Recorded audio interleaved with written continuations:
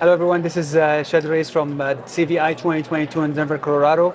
I'm really privileged to be with Dr. Agastya Belur. He's from University of Louisville.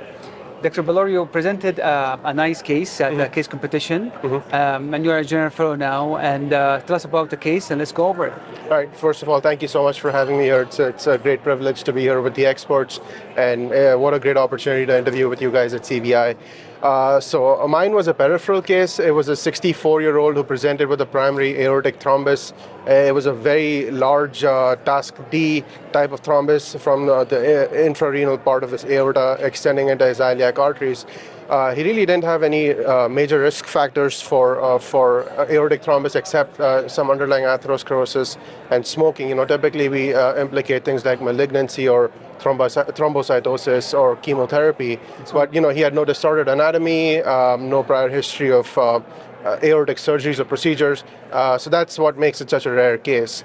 So anyway, he comes in with a fall and complete loss of sensation, acute limb ischemia of both lower extremities with an uptrending CK, and also complete loss of sensation, so acute Leriche syndrome from acute on chronic aortoiliac thrombosis. Wow. So he went to the OR and we successfully managed to do a Fogarty thrombectomy and bilateral access. Yeah. So we did a femoral exposure. We basically did exposure of both his femoral arteries, Fogarty thrombectomy of the involved arteries, and unfortunately he had a distal embolization to the left popliteal, which also had to have a Fogarty thrombectomy.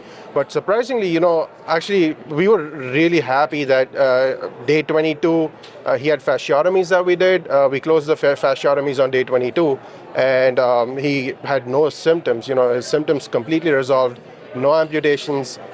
He quit smoking, which is the most important part. We have him on the right medicines, low dose DOAC, and he's doing very well, very well in clinic. So what was the source for the clot, you think? It was just heart failure, thrombus? Nothing. So that's the thing, right? We worked out for AFib, nothing. We worked out for upstream sources.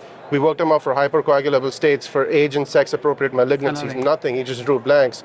I think just the fact that he had a 105 pack year smoking history, and he may have had some chronic atherosclerosis going on there, developed over a few years, and then maybe presented acutely with this massive thrombus. Absolutely. Long term, how did you manage him? Like any anticoagulation or antiplatelet? Right. So we put him on. So he unfortunately developed AKI from acute tubular necrosis from the actual procedure, from the surgery. So we had to start him on a renally dosed DOAC, and then when we finally found out that he didn't actually have any predisposing factors. So this is essentially a non-provoked thrombus. I think that's more applicable to VTEs. So we've still got him on a DOAC, but we've been able to adjust the dose to full strength now, and we're talking about what to do in terms of next steps. Unfortunately, there's no guidelines there's strong evidence for VTEs and anticoagulation. Unfortunately, because aortic thrombosis, especially primary aortic thrombi, are so rare, there's no uniform guidelines. Yeah, I'm really surprised because acute aortic occlusion is 50% mortality, which is, I'm really glad he did well. Right, and the mortality goes up with amputation. So, A, he didn't have an amputation, B, complete resolution of symptoms, and, with that massive mortality, he's honestly lucky to be here with us. Yeah, I think maybe he presented early, as soon as it developed, maybe that's 5 hours. So it was 5 hours after the fall that he came in with complete loss of sensation. Yeah. Well, great case. I never, seen one so far. I hope it's a difficult one. And thanks for your input and educational pearls from the case. Of course. Thank you all for watching. This is Chadi Alraies from CVI 22. Thanks for watching these videos and others. And Gus, thanks so much for your time. Thank you. Thank you. Appreciate it.